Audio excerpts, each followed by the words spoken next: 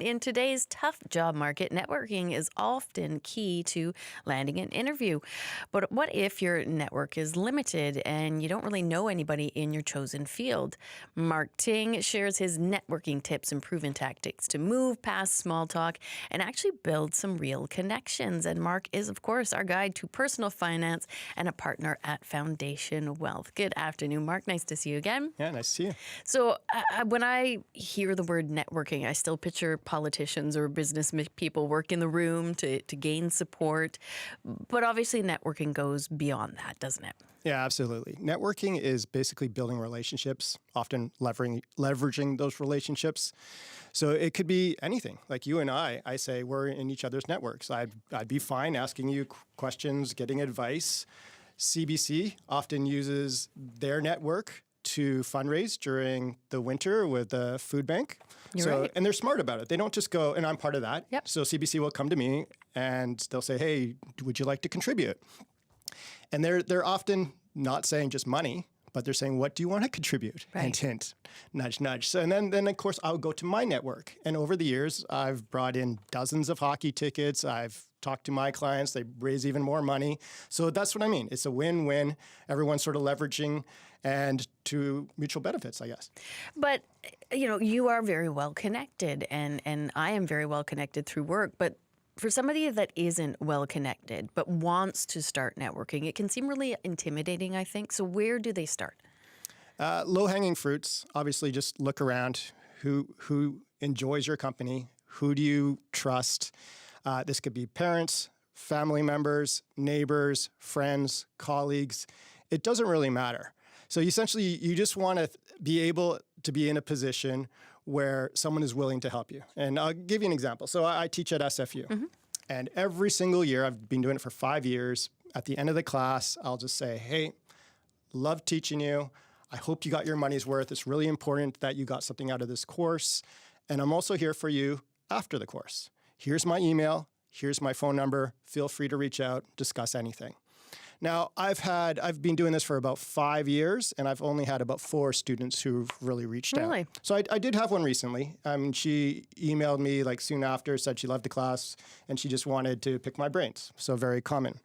So I met with her last week, and we discussed a whole bunch of things. And she had this real estate deal that she was thinking about doing. She was wondering whether it's a good idea or not. I gave my opinions.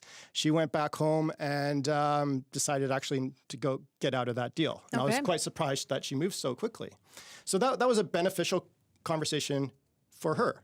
But at the flip time, I spent an hour with her and I learned quite a bit about her. And I learned that her family does commercial real estate.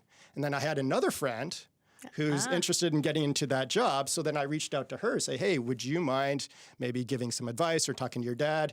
See, these are all connections. That's how it works. And it works. And these are ways that everyone just benefits. And I know that a listener wrote in asking for tips about landing a job interview, but I'm curious if you've ever used your network to help somebody get a job. Yes. If I felt they deserved it, like I would never just put my reputation on the line. Yes. So I've been asked many times for reference letters and whatnot, and most of the times I say no. But if I do think that this person is worthy and I know them quite a bit and I would vouch for them, I definitely have used my network in terms of reference letters. I had a neighbor who spent quite a bit of time with me, actually, because she just graduated from UBC. She was really worried, just like a lot of young people. She couldn't find a job. She was giving out resumes all the time. And she finally landed an interview. She came over and she practiced the interview quite a bit. I thought she was overthinking of it a little bit, as one does. Yep. She ended up getting the job. And then even there, once she got the job, she almost fumbled the ball because she almost asked too many questions at the end, like saying, okay, what's my pay? What happens with overtime? What if I do this and do that? And I was like, look, chill. Yeah. Just Time be fortunate. You got the job. Do your probation, talk to your peers, and then move on for that. So in that person's case, I spent quite a lot of time with them. So I felt like she deserved it, and I thought it was worth doing. I struggled with this when I was much younger, but networking it tends to seem like it's better suited to extroverts, and it can be really hard if you're shy and especially have difficulty sort of initiating conversations or reaching out to people. So then what can you do? So I'd put myself in that same category. I'm not an extrovert. Yeah. I'm more of an introvert. And I think if you read books and you saw podcasts, they say open up with open-ended questions. And I've learned that that works to a certain degree. But with questions, what happens is if we're strangers and I ask you a question, you're going to be a bit guarded. You're going to have a filter down because you don't know where my stance, where I'm coming from, and what kind of answers you want to give. So what I've learned is statements actually work better. So if you give a statement, and often it might be a little bit controversial statement, like if I said, "Oh, you live in Vancouver. Great. I heard it's getting a lot more affordable right now." And then there's a natural tendency for you to correct me. Right. And then you're going to give me your real opinion, and we're going to have a real conversation. So we move past that. And then that's essentially how you want to start that. So you can get to know a lot of people just by saying statements like that and them coming back with answers and maybe challenging you, and you'll have much better, more deeper conversations. What about the follow-up? So you've made that initial contact and you find something very interesting and you really want to continue networking with them. How do you sort of advance that relationship? So if it's something that you're an industry that you're interested in, let's say flight attendants, because we've been talking about that, and I make a statement. So it's like, "Oh, I heard that the flight attendants have done a really good job, and you got a really good contract," and then she or he comes back and says, "Maybe not." Actually, actually, that's what you know. Then you act like a little bit of disbelief. It's like, "Oh, really? Okay, but I bet you." I've heard my friend who's a flight attendant, and they said they have all these great stories. Again, another statement, not a question, and they tell you a bunch of great stories. Gotcha. Now that you've got this rapport, there's the time is like, "Hey, you've really enlightened me. I've really found this interesting. Obviously, I had some misconceptions about this industry that I'm interested in going into. Do you mind if I grab your email just in case I have some further questions?" So you want to make that ask so that you at least have a contact information.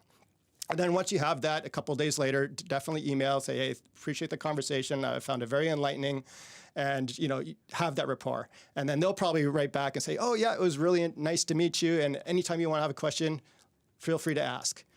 You just opened up your network quite large, because now you've opened it up to this person who's in the industry that you're interested in, all of her network. Okay. So follow-up is key. Follow-up is key, and I've always found it interesting.